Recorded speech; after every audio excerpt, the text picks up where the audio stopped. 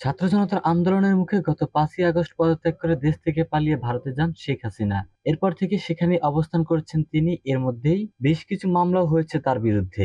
এমন প্রেক্ষাপটে শেখ হাসিনাকে দেশে ফিরিয়ে এনে বিচারের জোরালো দাবি উঠেছে। বাংলাদেশের বর্তমান অন্তর্বর্তী সরকার শেখ হাসিনার প্রত্যার্পণ চাইবে কিনা, চাইলেও ভারত কি করবে, অর্থাৎ তারা হাসিনাকে ফেরত পাঠাবে কিনা, এমন নানা বিষয়ে চলছে আলোচনা। এরই মধ্যে বিষয়টি নিয়ে কথা বলছেন ভারতের পররাষ্ট্রমন্ত্রী এস জয়শঙ্কর।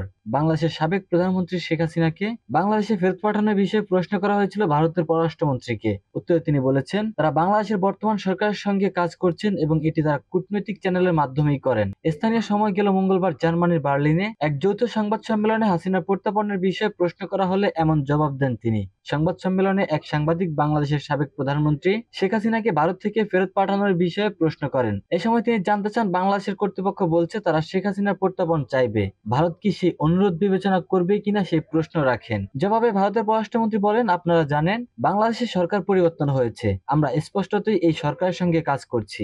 এটি আমরা কূটনৈতিক চ্যানেলের মাধ্যমে করি, গণমাধ্যমে প্রকাশিত প্রতিবেদনের ভিত্তিতে নয়। এর আগে বাংলাদেশের অন্তর্বর্তী সরকারের প্রধান ডক্টর মোহাম্মদ ইউনূস ভারতীয় বার্তা সংস্থা পিটিআই কে দেওয়া এক সাক্ষাৎকারে বলেছিলেন, শেখ হাসিনাকে ফিরিয়ে আনতে হবে, তা না হলে বাংলাদেশের মানুষ শান্তিতে থাকবে না। তিনি যে ধরনের নৃশংসতা করেছেন, এখানে সবার সামনে তার বিচার করতে হবে।